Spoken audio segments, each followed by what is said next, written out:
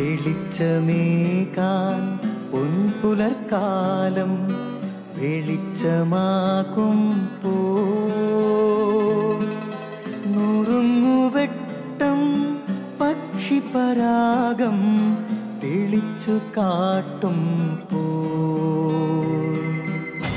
വരുന്നു ദൈവം മനസ്സിനുള്ളിൽ തിളക്കമേകിടാൻ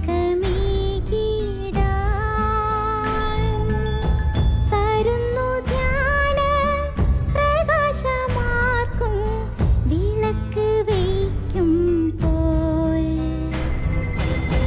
നുറുങ്ങുവെട്ടം ഇറങ്ങിടട്ടെ ഹൃദന്തമെല്ലാം യുഗപ്രകാശത്താൽ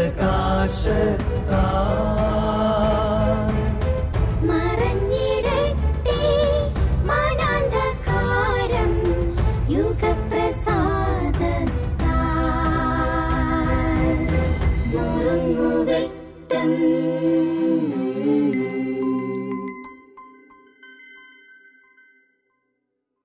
ക്രിസ്തുവിൽ പ്രിയമുള്ളവരെ, മനുഷ്യജീവിതം മധുരമാക്കുവാൻ ദൈവത്തോടൊപ്പം യാത്ര ചെയ്യുക.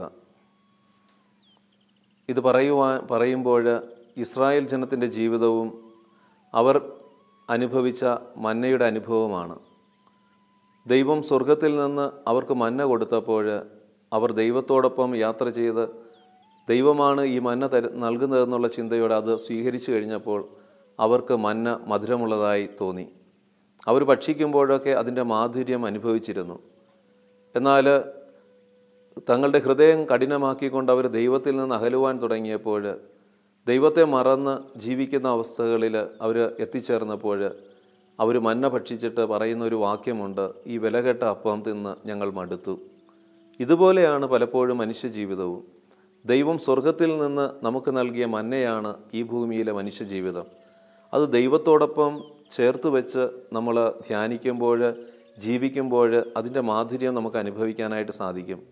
എപ്പോഴൊക്കെ നീ ദൈവത്തിൽ നിന്ന് അകന്ന് നിൻ്റെ ജീവിതത്തെ ഈ ലോകത്തിന് വേണ്ടി വിട്ടുകൊടുക്കുമ്പോൾ നിൻ്റെ ജീവിതം വിലകെട്ടതായിട്ട് തോന്നും. കാരണം ദൈവത്തിൽ നിന്ന് നീ എത്ര കണ്ട് അകലുന്നോ അതനുസരിച്ച് നീ അറിയാതെ നിൻ്റെ ജീവിതത്തെ വെറുക്കാൻ തുടങ്ങും. നിൻ്റെ ജീവിതത്തെ വിലകെട്ടതായി കാണുവാനായിട്ട് ഇടവരുത്തും. അതുകൊണ്ട് ജീവിതം മധുരകരമായി എപ്പോഴും കൂടെ നിൽക്കണമെങ്കിൽ, നിൻ്റെ ജീവിതത്തിൻ്റെ മാധുര്യം നിനക്ക് എപ്പോഴും നുകരണമെന്നുണ്ടെങ്കിൽ അത് തന്ന ദൈവത്തോട് നിൻ്റെ ജീവിതത്തെ ചേർത്ത് വയ്ക്കണം. ദൈവത്തോട് ചേർത്ത് വയ്ക്കാത്തതൊക്കെ കയ്പായി തീരും. ഇസ്രായേൽ ജനത്തിന് ദൈവം മന്ന കൊടുത്തു. അവർ ദൈവത്തോട് ചേർന്ന് നിന്നപ്പോൾ മന്ന മധുരമുള്ളതായി തീർന്നു. മധുരമുള്ള അനുഭവങ്ങൾ പകർന്നു കൊടുത്തു. ദൈവത്തിൽ നിന്ന് അകന്ന് മന്ന ഭക്ഷിച്ചപ്പോൾ അത് അവർക്ക് കയ്പായി തീർന്നു. ജീവിതവും ഇതുപോലെ തന്നെയല്ലേ? ദൈവം നമ്മെ അനുഗ്രഹിക്കട്ടെ. നുറുങ്ങുവെട്ടം